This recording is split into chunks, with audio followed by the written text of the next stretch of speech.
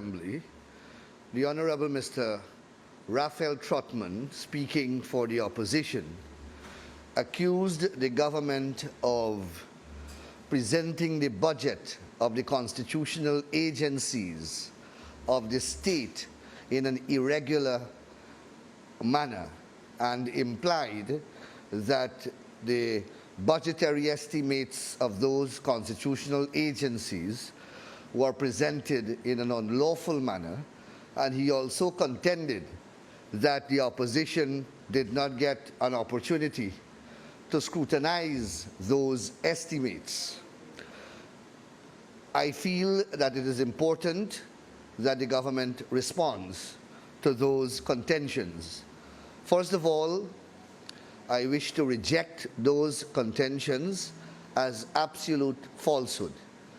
Mr. Raphael Trotman seemed to have forgotten that in 2015, by Act number 4 of 2015, the APNU AFC administration amended the Fiscal Management and Accountability Act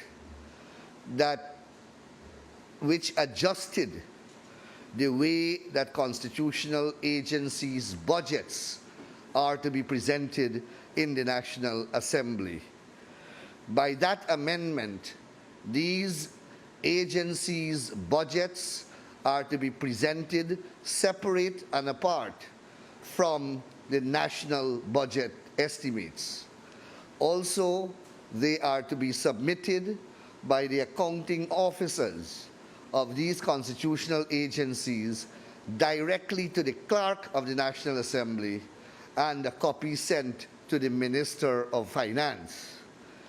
We complied with that process in accordance with the letter and spirit of the amendment promulgated by the APNU AFC in 2015.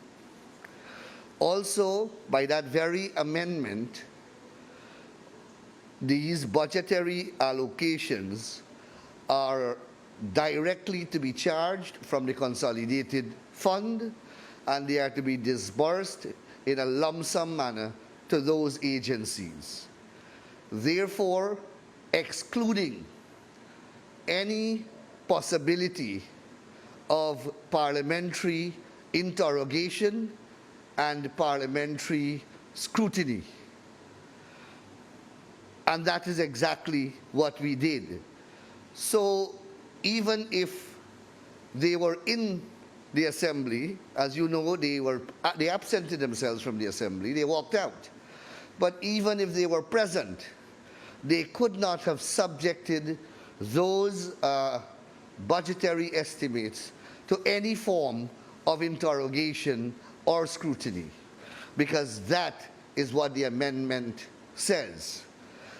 Significantly also, when they were in the opposition, rather when they were in the government, what they did to those agencies was that when those agencies submitted their budgets to the clerk, on the floor of the Assembly, the Minister of Finance came and slashed those budgets on the floor of the Assembly. And that is what created the basis for us in the opposition to interrogate the Minister of Finance in relation to the basis for his reduction of those budgetary allocations which came straight from the constitutional agencies. In this instance, our Minister of Finance did not interfere at all with any of the submissions made by the constitutional agencies.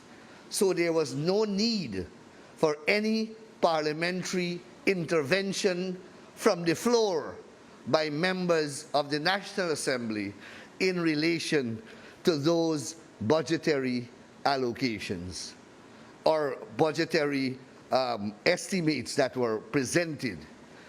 Our Minister of Finance did not reduce, alter, or adjust any of the estimates presented to the clerk of the National Assembly by the accounting officers of these constitutional agencies.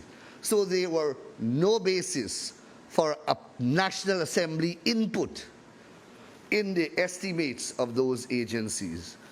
So Mr. Raphael Trotman is completely wrong in his contention that there was some irregular process or that there was some illegality that affected the presentation and approval of the budgetary estimates of those constitutional agencies.